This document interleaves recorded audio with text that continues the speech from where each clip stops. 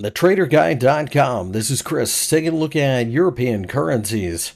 The euro has fallen pretty significantly against the US dollar. Nothing drastic, but it is a continuation of what we've seen.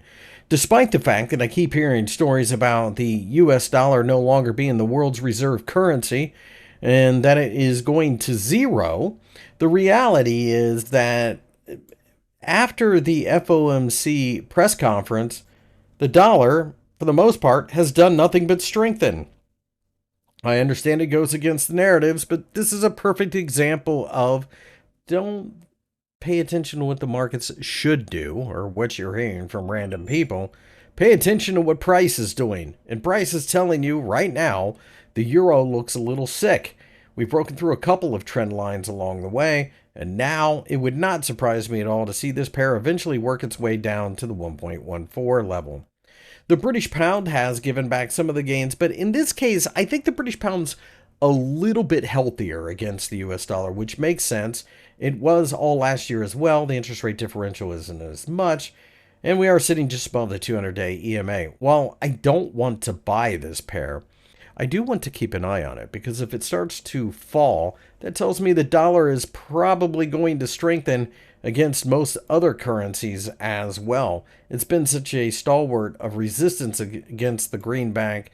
I think if it starts to give up price now, that would be a bad sign for everybody else.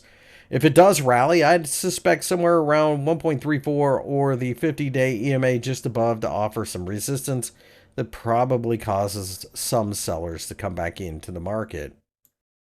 The US dollar has rallied quite nicely against the Swiss franc, and I think this is a pair that could be early days now, but could be in the process of trying to turn things around and bottom. I think the real key is going to be somewhere around 0.8150 if we can ever overtake that, about 100 pips from here.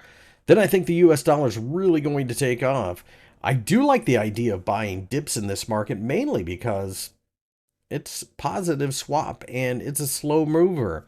It's a good way to play the US dollar without a lot of concerns about huge momentous moves 99% of the time.